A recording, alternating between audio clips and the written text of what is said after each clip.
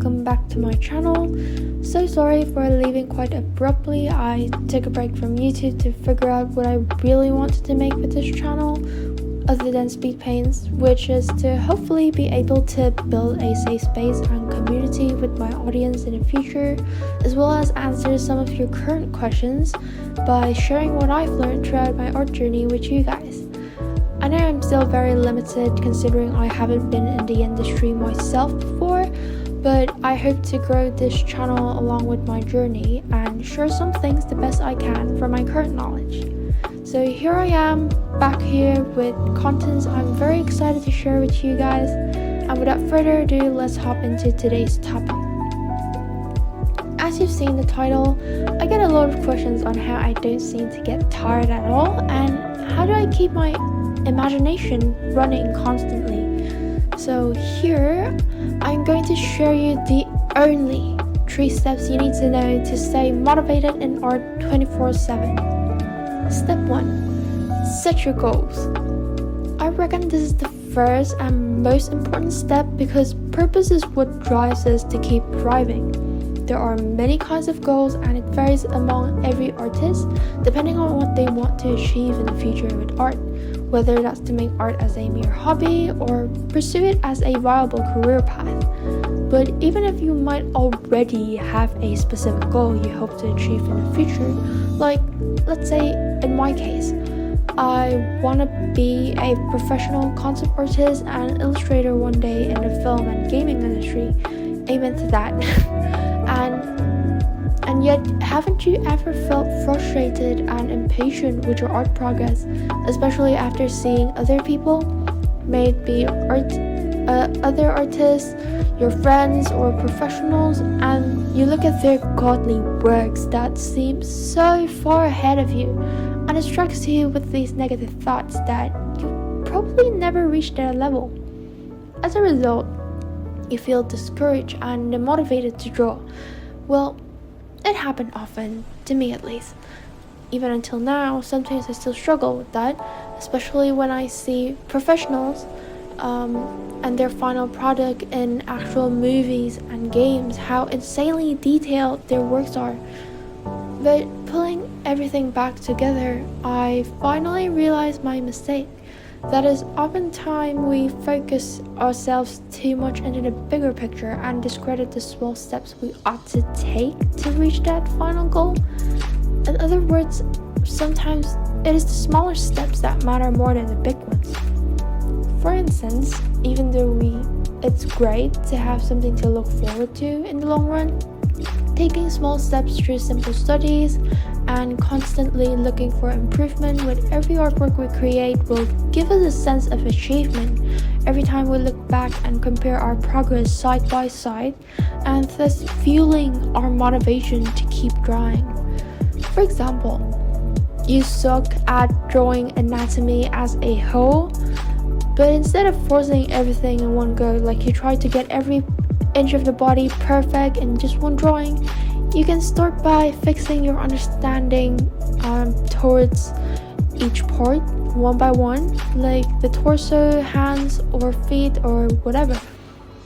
Taking one step at a time is important, and you should improve at your own pace, because everyone's got their own time and capabilities. One way or another, by constantly striving to improve, it'll prevent your drawing from growing stale or stagnant. Step 2. Art fuels. Okay, I know what you're wondering. You're probably like, what the hell do you mean by art fuels? Well, art fuels are your source of inspirations. Putting aside your internal motivation, sometimes we all need an extra boost from external sources.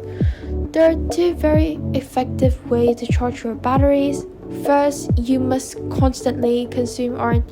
Scroll down your favorite artist's works, see how they grew from the beginning, do their artworks, etc.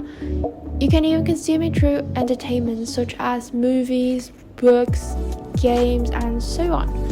By constantly consuming art, you're providing inspirations and ideas to your brains and hence building up an excitement to work on your next projects. Other than that, you can look back at your older artworks. Now, some of you might have already thrown away your old artworks in trash months or years ago. Like one of my old friends said it was cringe or disgusting to look at, so they grew a habit to throw their disappointments out. But hold your horses, don't do that. If you've already done it, then I guess it can't be undone. Who knows where they are now? Might even be decomposing out of our sight. However, for your future drawing, including your current ones, please keep them, please put them in a folder or something. Basically have a piece of memory of it somewhere where you can look back at it. If you insist on not keeping it or you've run out of space, just take a picture of some of them. Because whenever I feel discouraged or I feel like my art progress is not as good as other people, I'll always go back to my older feeds or sometimes take my old sketchbooks out and just have a moment to credit myself and see how much I've improved. But what if you don't think you've improved much or improved at all? Then that's a good sign for you to reevaluate where you've gone wrong and set new goals for future improvements. Because as artists, we constantly grow, and if you're not growing, then there's definitely something wrong with you. That is why, guys, it's important to have some things from the past, for it is true history where we learn our mistakes and reflect on our present and future selves. Step 3. Last but not least, don't overdo things or set your breaks. Studies are important, but never overdo anything. Anything excessively done will only burn you out in a short matter of time. So pace yourself, set your breaks. I, for one, even though I seem to have a consistent posting schedule every week, I do stick to my breaks. I take them in between my drawing sessions, a few days before I start my next project or after I finished it for the week, or else I'll be prone to a fast burnout. It has happened before. And in case you ever grow impatient and you set goals above the heavens, do reflect on them and set a more realistic one. It's not to discourage you or anything. It is good to have ambition, but it is also important to remind ourselves of what I said in the beginning of the video through the first step. That is, we should take small steps at a time. One at a time, observe where you are now and steadily improve yourself. You'll eventually get there. If you've made this far in the video, I'll share a bonus tip on how you recover from an art block or burnout.